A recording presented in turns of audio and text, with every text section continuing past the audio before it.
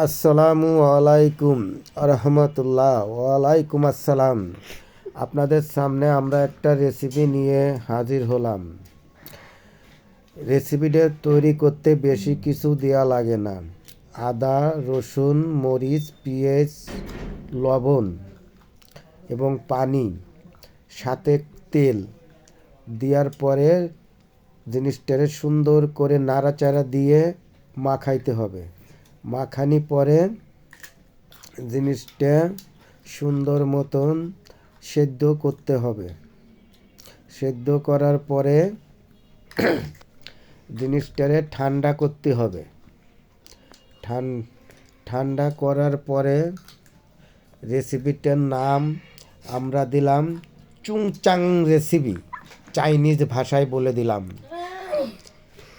এই রেসিপিটা ছোট ছোট করে কেটে আবার ফিরে যে মশলাটা ছিল ওই মশলাটা দিয়ে কিছু পেঁয়াজ কুচি দিয়ে একটু সস দিয়ে রেসিপিটাকে সুন্দর করে মাখা মাখা করে আবার কড়াইতে করে ভাজতে হবে। ভাজার পরে রেসিপিটা যে কোনো জিনিস দিয়ে খাওয়া যাবে। রুমালি রুটি, নান রুটি, পরাটা, তারপরে ফ্রাইড রাইস, পোলাও, যা দিয়ে খেতে মনে চান তাই দিয়ে খাবেন। রেসিপিটার নাম কি জানেন? চুংচাং রেসিপি। চুংচাং রেসিপি। রেসিপিটা খেতে যে এত সুস্বাদু লাগবে, যখন আপনারা রেসিপিটা খাবেন তখন মনে করবেন চুংচাং রেসিপি কাকে বলে। সেই ধরনের রেসিপি। আমাদের রেসিপির নাম হচ্ছে চুংচাং রেসিপি। এখন আমরা নাড়াচাড়া দিচ্ছি।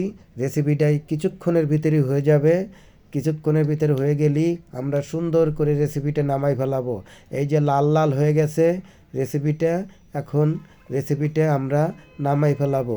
রেসিপিটা আপনারা প্রবেশ সুন্দর করে নামাইয়ে বেড়ে রাখবো। আপনারা দেখবেন আর আমাদের লাইক, কমেন্টস, শেয়ার সবাই দিবেন। আমাদের রেসিপিটা করা শেষ হয়ে গেল। আবারও রেসিপিটার নাম বলি, চুংচাং রেসিপি।